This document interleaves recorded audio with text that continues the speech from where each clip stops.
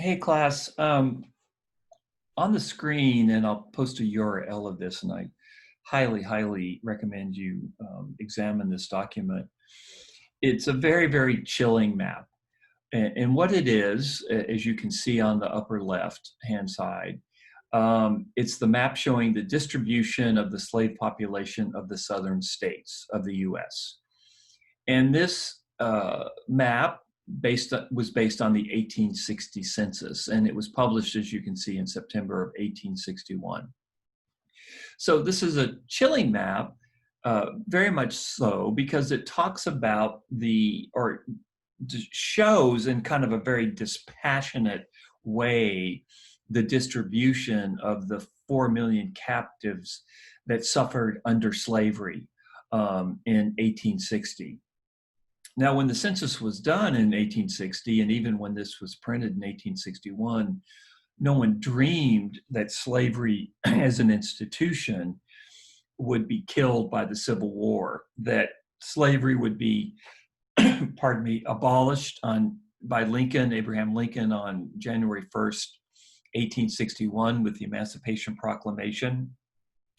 And really, slavery would end as an institution on June 19th, 1865, when Gordon Granger, the Union general, came to Texas and announced the end of slavery. The reason it didn't end until June of 1865 is that Texas had not been occupied, and there were still many slaves in Texas, even 2 years after the Emancipation Proclamation was lifted. It took the Union Army to move into a territory to end slavery for that territory. So this is an extraordinary map. This is a map that Lincoln actually used to look at during the Civil War as he followed the progress of the Union Army.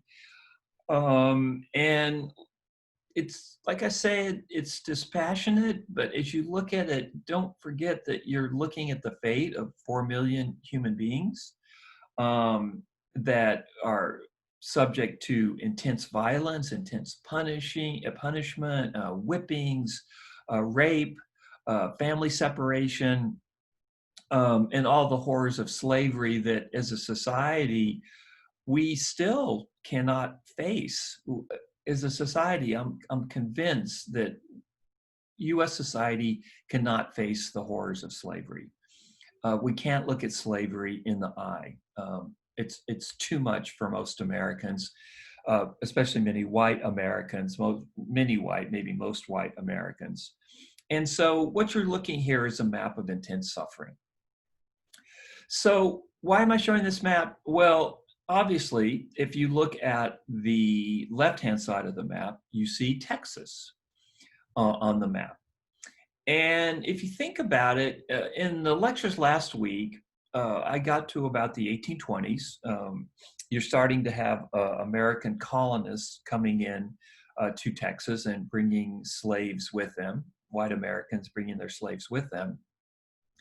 And just 40 years later, Texas has a population of 600,000, and almost 200,000 of those Texans are slaves. So we're reaching a point in the course where things are taking a radically different turn. For most of the course, I've hammered home, and you're probably really sick of hearing about it, that the great failure of Spain was its inability to populate Spanish Texas to any great degree. Of course, Spain left its permanent imprint on Texas, which I've also talked about in great length. But ultimately, when Spain is driven out of North America, driven out of Texas, driven out of Mexico in 1821, and Texas becomes Mexico, there were probably at most only 5,000 people of Spaniard descent in Texas. So think about that. So Texas, let's say 1821, 5,000 folks of European descent, mostly Spaniard. We think maybe up to 40,000 Indians, various Indian groups in Texas. There was no census of Indians, of course, so this is at best a guess. So a very small population, especially among folks of European and Spanish descent. 40 years later, when Texas has become Anglo-American, when it's become a US slave state, Texas's population is a little over 600,000, and almost 200,000 of those Texans are slaves, and about 20 or so thousand of that population are Tejanos. So we're entering into a period where Texas is revolutionized. And it's a period of history that I think is familiar to most of you from the Texas history courses you took, if you went to school in Texas. I think there are some wonderful, wonderful Texas history teachers in the K through 12 world. My daughter had one. He was a fantastic teacher and very, very sophisticated. He gave his students a very sophisticated understanding of Texas history. But I would say generally the understanding of Texas history during this transformation in the popular culture is very fuzzy and not that well understood. And I'm going to talk quite a bit about it because it is the transitional moment in the history of Texas, where Texas goes from Spanish and then Mexican to Anglo. Texas goes from an area where there are very, very few slaves to a state where 1/3 of the population is slave. And the legacy of that, of course, is still with us to this very day. We're going to start reading about Texas slavery in a couple of weeks in the wonderful book Tomlinson Hill. So Texas becomes part of the larger American story of slavery, which is in many ways the essential American story. And so I want to talk about this process because I want to talk about Texas's role in becoming part of the US slave society, especially in the South. Now, I want to stop for a second and make a point. When I first started teaching at UTSA, I grew up in Austin and I'm a Texan, proud Texan, and all that.